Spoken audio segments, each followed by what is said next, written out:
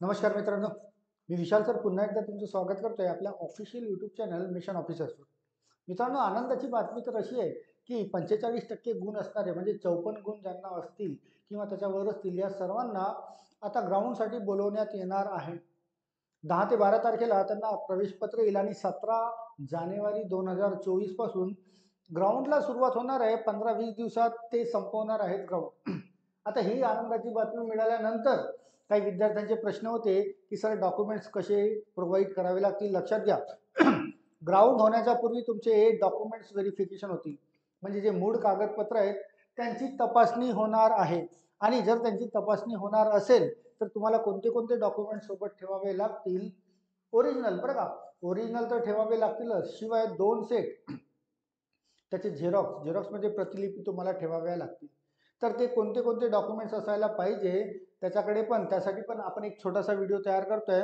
तर हे जर डॉक्युमेंट्स तुमच्याकडे नसतील तर तयार करून घ्या आणि मग तुम्ही ग्राउंडसाठी जा, कारण ग्राउंडच्या पूर्वी तुमचे डॉक्युमेंट्स व्हेरिफिकेशन करण्यात येतील आणि मगच ग्राउंडला पाठवण्यात येईल. तर आजचं सेशन आहे आपलं वनरक्षक भरती 2023. आवश्यक असणारी कागदपत्रे तुमच्याकडे कोणती कोणती असायला पाहिजे.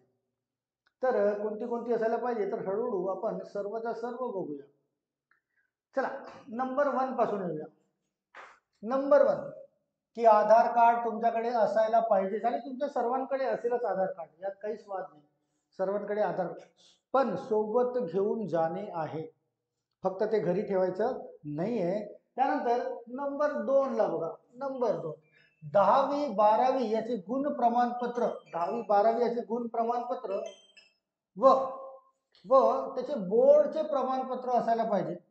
म्हणजे 10वी 12वीची मार्कशीट शिवाय त्याचे बोर्डचे सर्टिफिकेट सुद्धा तुमच्याकडे असायला पाहिजे आणि ओरिजिनल घेऊन जावे लागतील दाखवण्यासाठी. शिवाय 2 सेट तुम्ही झेरॉक्स पण घेऊन जायचे सोबत. आणि जर स्नातक म्हणजे ग्रॅज्युएशन झाले असेल तर, जर ग्रॅज्युएशन झाले असेल तर त्याचे गुण प्रमाणपत्र पण म्हणजे मार्कशीट सुद्धा तुम्ही घेऊन जा सोबत, बरं का. जर झाले असेल तर, नसेल झाले तरी चालेल, हरकत नाही, 10वी आणि 12वी चालेल. नंबर 3 बघा. शाळा किंवा कॉलेज सोडल्याचा दाखला, ज्याला टीसी म्हणतात तुम्ही, ट्रान्सफर सर्टिफिकेट, ती तुमच्याकडे असायला पाहिजे. शेवटच्या वर्षी जे काही शिक्षण झालं असेल त्याचा जो तुम्हाला लिव्हिंग सर्टिफिकेट ज्याला म्हणतात ट्रान्सफर सर्टिफिकेट ती मिळाली असेल ती ओरिजिनल घेऊन जाणे आहे. आणि हो, पुन्हा एक महत्त्वाची गोष्ट की जर तुमच्या एखाद्या समजा मार्कशीट किंवा या टी सीमध्ये समजा एखाद्या नावामध्ये स्पेलिंग मिस्टेक असेल, काय बोलताय नावामध्ये, जसं तुमचं नाव जर जे काही असेल समजा विशाल असेल, विशालमध्ये किंवा वडिलांच्या नावामध्ये किंवा आडनावामध्ये स्पेलिंग मिस्टेक जर आढळत असेल तर एक 100 रुपयाचा स्टॅम्प पेपरवर एक राजपत्र तयार करून घ्या, बरं का. कारण स्पेलिंग वेगवेगळ्या जर असतील तर ते कदाचित ग्राह्य धरल्या जाणार नाही. एक राजपत्र तयार करून घ्यायचं की त्या सर्टिफिकेटवर जे नाव आहे ते माझंच आहे, तर ही सर्टिफिकेट मात्र तुम्ही तयार करून घेऊन जायचं. त्यानंतर समोर बघा, पुन्हा काय लागेल तुम्हाला, पुन्हा लागेल जातीचे प्रमाणपत्र, कास्ट सर्टिफिकेट. कास्ट सर्टिफिकेट तुम्हाला लागेल, तर तुमच्या सर्वांकडे असेलच ती कास्ट सर्टिफिकेट. त्यानंतर नंबर 5 ला बघा, जात वैधता प्रमाणपत्र म्हणजे कास्ट व्हॅलिडिटी. कास्ट व्हॅलिडिटी, आता हे व्हॅलिडिटी जी आहे ती प्रत्येक विद्यार्थ्यांकडे नसतं. ज्यांनी सायन्स घेतलं असेल किंवा इंजिनिअरिंगचा कोर्स करत असतील त्यांच्याचकडे असतं, प्रत्येक विद्यार्थ्यांकडे नसतं. तर ज्या विद्यार्थ्यांकडे जात वैधता प्रमाणपत्र नाही आहे, व्हॅलिडिटी नाही, त्यांनी ताण करून घ्यायचं नाही. ज्यावेळेस सिलेक्शन झाल्यानंतर 6 महिन्याच्या मुदतीमध्ये त्याला तयार करता येतं. तर व्हॅलिडिटी प्रत्येकाकडे असायलाच पाहिजे असं गरजेचं नाही. त्यानंतर नंबर 6 बघा, राज्य आदिवासी प्रमाणपत्र म्हणजे डोमिसियल सर्टिफिकेट, हे तुमच्या सर्वांकडे असायलाच पाहिजे. शिवाय राष्ट्रीयत्व प्रमाणपत्र म्हणजे नॅशनॅलिटी सर्टिफिकेट. नॅशनॅलिटी सर्टिफिकेट जर नसेल तर तयार करून घ्या, बरं का. सहजासहजी नॅशनॅलिटीची इतकी जास्त गरज पडत नाही, कारण महाराष्ट्र शासनाची परीक्षा ही, त्यामुळे डोमिसियल म्हणजे राज्य आदिवासी सर्टिफिकेट हे असणे मात्र गरजेचं आहे. जर तुमच्याकडे डोमिसियल नसेल तर तुम्ही पात्र नाही, बरं का, ते तुम्हाला बाहेर काढून देतील. त्यानंतर number 7, non creamy layer certificate. Updated पाहिजे, बरं का, लॅप्स झालेली नको, अपडेटेड पाहिजे. तर अपडेटेड नसेल तर अपडेट करावी लागेल, बट तुमच्याकडे अपडेटेड नॉन क्रिमिनल असायला पाहिजे असं वाटतं. नंबर 8, EWS प्रमाणपत्र, इकॉनॉमिकली वीक सर्टिफिकेट, म्हणजे आवश्यकतेनुसार बरं का, त्याची गरज नाही आहे. जर गरज असेल तरच ज्यांनी EVS थ्रू फॉर्म टाकले आणि त्याचे प्रमाणपत्र तयार केले त्यांनाच लागेल, सर्वांना लागणार नाही. चला नंबर 9 ला या. नंबर 9, महिला आरक्षण प्रमाणपत्र. जर तुम्ही महिला आरक्षणामध्ये फॉर्म टाकला असेल तर त्या सेतू कार्यालयामधून जे तुम्ही प्रमाणपत्र तयार केलं आहे महिला आरक्षणाचं, ते तुम्हाला शो करावं लागेल, अन्यथा गरजेचं नाही. प्रत्येक महिलांसाठी गरजेचं नाही ते. ज्यांनी टाकलं असेल महिला आरक्षणामधून त्यांच्यासाठी. नंबर 10, माजी सैनिक प्रमाणपत्र. जर तुम्ही एक्स सर्व्हिसमॅन असेल तर तुम्हाला त्याचं प्रमाणपत्र किंवा त्याच्या सर्व्हिस बुकची कॉपी तुम्हाला दाखवावी लागेल. सर्व्हिस बुकची कॉपी ही तुम्हाला दाखवावी लागेल, ओरिजिनल, आणि त्याची प्रिंट पण. खेळाडू प्रमाणपत्र पण कसा, गुणवत्ताधारी. तुम्ही खेळाडू स्पोर्ट्स मधून फॉर्म टाकला असेल तर तुम्हाला त्याचे प्रमाणपत्र द्यावं लागेल. आणि गुणवत्ताधारी म्हणजे काय, कसं काय की फर्स्ट रँक, सेकंड रँक किंवा थर्ड रँक असतं ना, गोल्ड मेडल, सिल्वर मेडल किंवा कॉन्स मेडल जे असतं ना, त्यापैकी एक म्हणजे पहिला, दुसरा, तिसरा असा गुणवत्ता असायला पाहिजे. तर ते गुणवत्ताधारी खेळाडू प्रमाणपत्र तुम्हाला लागतं, ओरिजिनल, बरं का. नंबर 12, प्रकल्पग्रस्त असणार तुम्ही तर प्रकल्पग्रस्ताच्या थ्रू जर फॉर्म टाकला असेल तर प्रकल्पग्रस्तची सर्टिफिकेट लागेल. काही विद्यार्थ्यांनी भूकंपग्रस्तच्या थ्रू फॉर्म टाकला असेल त्यांना भूकंपग्रस्ताची सुद्धा सर्टिफिकेट दाखवावी लागेल. नंबर नेक्स्ट बघा, नंबर 13, आत्महत्याग्रस्त शेतकरी पाल्य प्रमाणपत्र. ज्या शेतकऱ्यांनी आत्महत्या केली आहे त्यांच्या पाल्यांनी जर अप्लाय केलं असेल आणि त्यांच्याकडे त्याचं सर्टिफिकेट असेल तर ते त्यांना शो करावं लागेल. म्हणजे ज्यांच्या आईवडिलांनी आत्महत्या किंवा शेतकरी आत्महत्या झाला असेल आणि त्यांच्या पाल्याने फॉर्म टाकला असेल त्याच्या थ्रू, तर त्यांच्यासाठी ते प्रमाणपत्र दाखवणे गरजेचं आहे. नंबर नेक्स्ट, नंबर 14, लहान कुटुंब असल्याचे प्रमाणपत्र.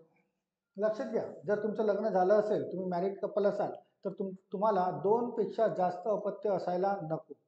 तर त्याचं सुद्धा एक प्रमाणपत्र असतं, लहान कुटुंबाचं प्रमाणपत्र, ते तुमच्याकडे असायला पाहिजे. नंबर नेक्स्ट बघा, नंबर 15, विवाह नोंदणी प्रमाणपत्र. जर तुमचं लग्न झालं असेल रिसेंटली तर आणि तुमच्या मूळ कागदपत्रामध्ये जर तुम्ही नाव बदल केला असेल किंवा नसेल, डझंट मॅटर, पण तुमचं लग्न झालं असेल आणि तुम्ही फॉर्म मध्ये टाकलंय की लग्न झालेलं आहे, मॅरिड टाकलं असेल, तुम्हाला विवाह नोंदणी प्रमाणपत्र दाखवावं लागेल. चला नेक्स्ट बघूया. नंबर 16 बघा, वन खबरे असल्यास प्रमाणपत्र. वन खबरे जसे असतात ना, वनातील खबरे देणारे काही नियुक्त केले जातात बरं का, ते टेम्पररी बेसिसवर असतात, प्रायव्हेट बेसिसवर. जर त्यांनी फॉर्म टाकला असेल तर त्यांना पण वन खबरे असल्याची सर्टिफिकेट मिळतं बरं का, त्याचे प्रमाणपत्र मिळतं. जर त्यांनी त्यांच्या अंतर्गत फॉर्म टाकला असेल तर त्यांच्याकडे ती सर्टिफिकेट असणे गरजेची आहे. नंबर 17, पासपोर्ट साईज फोटो किमान 2 तरी घेऊन जायचे आहेत सोबत बरं का, 4-5 ठेवा खिशामध्ये, किमान 2 तरी पासपोर्ट साईज फोटो. आणि पुन्हा लक्षात घ्या, एखाद्या ब्लँक पेपरवर, कोऱ्या कोऱ्या कागदावर सिग्नेचर हे सुद्धा तयार करून ते घेऊन जा बरं का. वेळेवर तिकडे डॉक्युमेंट्स व्हेरिफिकेशनच्या वेळेस तुम्हाला कोरा कागद मिळणार नाही आणि सही करायला तुम्हाला म्हणजे ते सबमिट करावं लागेल, त्यामुळे आधीच घरूनच घेऊन जायचं आहे. कमीत कमी 2 फोटो तरी घेऊन जा. तर इतके सर्व डॉक्युमेंट्स तुम्हाला तिथे लागतील. बघा समोर खाली काय लिहिलं आहे की सर्व कागदपत्रे ओरिजिनल असावेत. तुम्हाला एक जी फोल्डर फाईल बनवायची ती ओरिजिनल कागदपत्राची असायला पाहिजे, कारण तिथे डॉक्युमेंट्स व्हेरिफिकेशन ते ओरिजिनलची असावेत व त्यांचे प्रतिलिपी सोबत असावेत. प्रतिलिपी म्हणजे त्याचे झेरॉक्सचे सेट करून कमीत कमी 2 सेट करा बरं का. कमीत कमी 2 सेट सोबत घेऊन जायचे. वेळेवर तिथे धावपळ व्हायला नको की झेरॉक्सचे सेट नाही आहेत म्हणून जवळपास कुठे झेरॉक्स सेंटर आहे का किंवा आहे की नाही आहे, किंवा जंगलात राहणार तुम्ही, तिथून 50 किलोमीटर लांब जाणार झेरॉक्स काढायला, ती वेळ यायला नको. म्हणून 2 सेट कमीत कमी झेरॉक्सचे सोबत घेऊन जा, तुमची धावपळ व्हायला नको. आणि ओरिजिनल तर तुम्हाला एक सेट बाइंड करून ठेवावा लागेलच, त्याचीच तपासणी होणार. तर मित्रांनो, आता तुम्हाला परमिशन मिळालेली आहे की 55च्या वरचे जे गुण घेणारे आहेत त्यांनी सुद्धा आता ग्राउंडसाठी धावायचं आहे किंवा तयारी करायची आहे. चांगली तयारी करा, जास्तीत जास्त ग्राउंडवर गुण घेण्याचे प्रयत्न करा. शिवाय ग्राउंडला जाण्याच्या पूर्वी तुमचे डॉक्युमेंट्स व्हेरिफिकेशन होणार आहे, तर हे सर्वच्या सर्व प्रमाणपत्र तुमच्यासाठी जितके जे योग्य असतील ते तुमच्यासोबत असायला पाहिजे. राईट. तर मिस करू नका हा चान्स. राईट. प्रमाणपत्र सोबत घेऊन जा, नाहीतर एखादी प्रमाणपत्र जर समजा नसलं तुमच्याकडे आणि त्यांनी तुम्हाला बाहेर काढलं, तुम्हाला ग्राउंड देता येणार नाही. म्हणजे चांगल्या संधीला तुम्हाला मुकावं लागेल, तर ती वेळ येऊ देऊ नका. मला तर असं वाटतं की तुमच्या सर्वांचं सिलेक्शन व्हायला पाहिजे, व्हायलाच पाहिजे. तर माझ्या शुभेच्छा या तर नक्कीच तुमच्यासोबत नेहमी असतीलच. पण विनाकारण तुम्ही तुमच्या चुकांमुळे ग्राउंडमधून बाहेर पडू नका. तर हे जे सेशन होतं किंवा हे जे चर्चासत्र होतं, हे कशाशी रिलेटेड होतं की तुम्हाला कोणते कोणते डॉक्युमेंट्स लागणार आहेत किंवा कागदपत्र काय. तर वनरक्षक भरतीला ग्राउंडला जाताना आवश्यक असणारी कागदपत्रे हे सर्व तुम्हाला सोबत घेऊन जाणे आहे.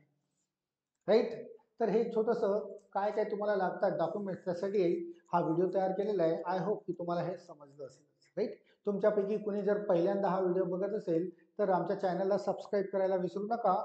किंवा जर तुम्हाला खरंच व्हिडिओ कामाचा किंवा महत्त्वाचा वाटत असेल तर तुमच्या इतर मित्रांना सुद्धा शेअर करा. तुमचे काही तक्रारी असतील, काही सजेशन्स असतील तर कमेंट सेक्शनमध्ये मेन्शन करा. किंवा माझ्याकडून काही सांगायचं सुटलं असेल किंवा माझ्याकडून काही चुकलं असेल बोलायला, ते सुद्धा कमेंट्समध्ये मेन्शन करा, म्हणजे मला त्यावर करेक्शन करता येईल. राईट. तर मित्रांनो, हा व्हिडिओ तात्पुरता इथेच थांबवतोय मी. पुन्हा महत्त्वाचे व्हिडिओ घेऊन नक्कीच तुमच्यासमोर पुन्हा भेटीला येईल. Till then all of you be happy and keep smiling always. Thank you so much. Thank you.